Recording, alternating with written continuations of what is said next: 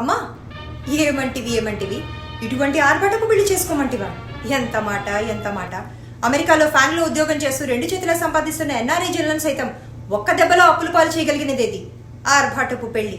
ఒక మధ్యతరగతి కుటుంబీకుడు తన జీవితకాలం కష్టపడి సంపాదించిన ప్రతి పైసా ఊడ్చేసి ఆస్తులు అమ్మేసి తల తాకట్టు పెట్టుకుంటే గానీ పూర్తి చేయలేనిదేది ఆర్భాటపు పెళ్లి. పరమ పవిత్రమైన వివాహ సాంప్రదాయాన్ని సమాజంలో తమకున్న డబ్బు పరపతి హోదా చూపించుకునేందుకు వీలయ్యే ఒక్క తంతుగా ఏనాడో కొందరు మార్చేశారు కదమ్మా. అటువంటి ఆర్భాటపు తంతు చేసుకోమని మీరు మమ్మ అడుగుటయా? ఎంత ఆరాటం, ఎంత ఆశావాదం, ఎంత అమాయకత్వము! నేటి నుండి వివాహ వేడుకని వ్యాపారంగా మార్చివేస్తున్న సంస్కృతికి అడ్డుకట్ట వేసదా?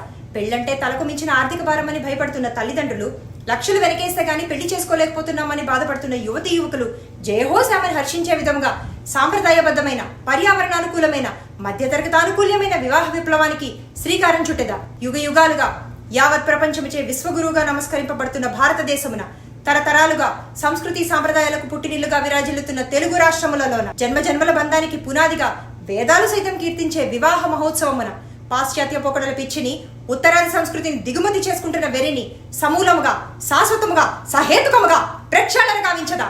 Any doubts? దీని మెంటల్ చుట్టుపక్కల గ్రామాలందరికీ తెలిసిపోయి 15 మంది అయితే కనీసం చూడటానికి కూడా రాలేదు. మనలాంటోళ్ళు దక్కాలంటే ఎవడికో బీభత్సంగా రాసుండాలి.